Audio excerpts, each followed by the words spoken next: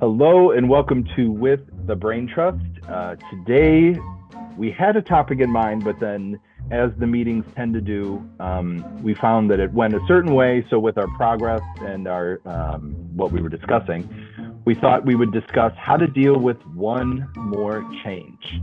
That little email you get after you do final version 4, final version 5, and then someone sends you a note saying, hey, you know what, there's one more thing. It should just take 10 minutes. How do you deal with that? So before we jump in, though, I want to introduce the Brain Trust. David. Hi, I'm David with I Am Your Virtual Professional, virtually helping small businesses grow their digital footprint. Thank you. Lita. Hi, Lita Bunting with Znimka Creations. I help my clients with their photo overwhelm so that they can spend more time making memories, not managing them. And Ginny.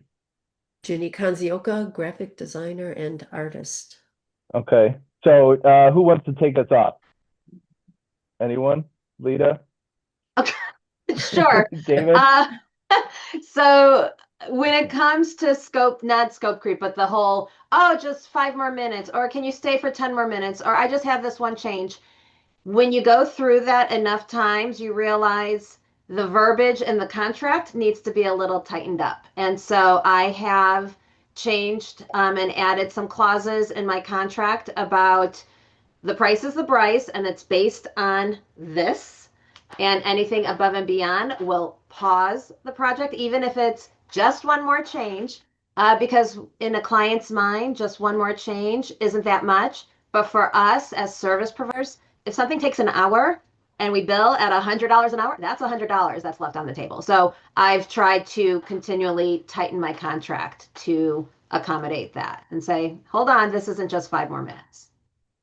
When I started off in IT many moons ago, I worked for a company called, it was my first job, it was my second job. I worked for a company called Metamore Technologies, which morphed into a different company, whatever. But as a young person, they had this thing called the MQP, which was the Metamore quality process. And we all thought it was a nightmare because we were given a 3-inch binder and told that it was, it started from the beginning of requirements gathering and change logs were in it and all this other stuff. And as I moved along my career, I realized that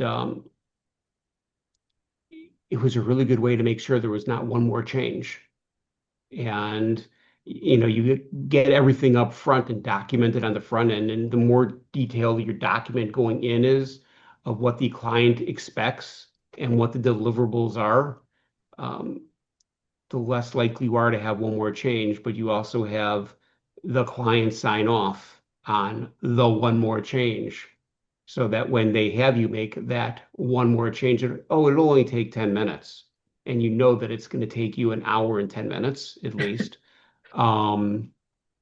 They signed off on it. So if you're billing by the hour and your quote was for X number of hours, but just one more change, you have them sign off saying that you're making the one more change. And then you bill them for the one more change. And I think people understand that. Or I hope they do. But for me, I've seen that's a good way to kind of narrow down having people make that request by documenting up front. What do you think, Jenny?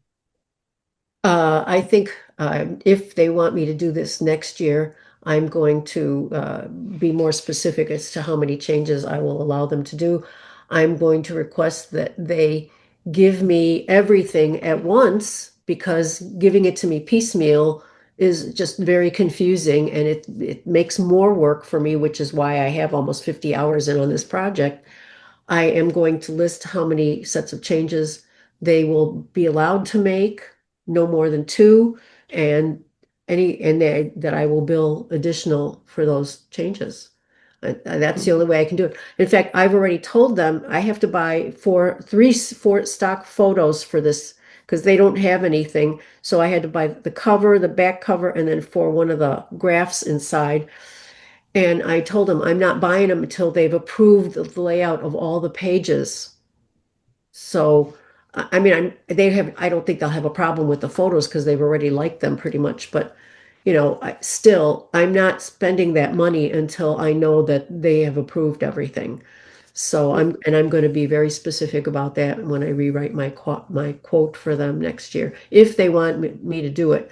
I did help them get it printed last year because the executive director thought that the place that they were using was charging too much, and she was brought in to kind of bring down costs. So I got quotes for her from my printer that I use on a regular basis, whom she's also familiar with. So that was taken care of.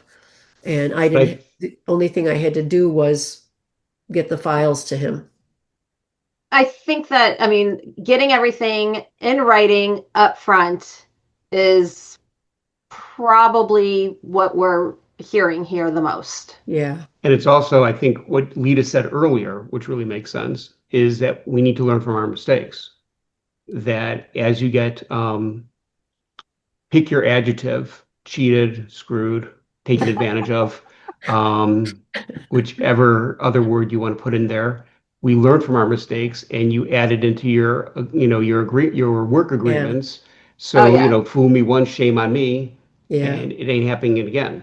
But I think it's kind of, taking a little bit of what we all said is starting off with getting good requirements up front, setting the customer's expectations, and then I think getting the customer's buy-in is really important. And then when we make a mistake by not having something documented, taking Lita's advice and making sure we do not get into that situation again in the future. Absolutely. Seriously, most of my clauses in my contract are because something went awry on a project. I'm like, oops, well, that sucked. I just lost some money. Add that into the contract, and now it's in there. It's the only way. We're solopreneurs, right? So we're learning as we go. And yes, I did get a contract that was drafted up by someone in the legal profession, but they didn't know my business, and nor did I know all the scenarios that were going to be coming up. So, and then a client doesn't realize that a quick change isn't so quick. And nobody understands the amount of time it takes us to do something. So, and now I'm back. Mike's back. I can actually hear you guys. It was like after I did the intro, it was gone, and I don't know what happened. So I don't want to add anything that I'm sure you guys already said. So who else? I'll let somebody else. Who wants to wrap it up then? Lita, David, Jimmy? I've talked a lot. I made some notes as to what I will include in my quote next time. Well, I think the way to avoid, I think to sum up what everybody had to say, is that the way to avoid having one more change where it should only take 10 minutes is by, number one, learning from our mistakes of the past and tightening up our work agreements or contracts as a base point. And then going forward, making sure that we do good requirements gathering and having client buy-in so that they are on board with it, and then have the clients understand that one more change requires a change order, and that one more change isn't just whatever they say the 10 minutes is, but it's actually what we say, and it's billable at what we say. Did I sum up what we all said? Good summary. Yay, David. Nice going, guys. Thanks for talking while I don't know what happened. But so that was with the Braintrust and how to deal with just one more change. Goodbye, everybody. Bye. Bye.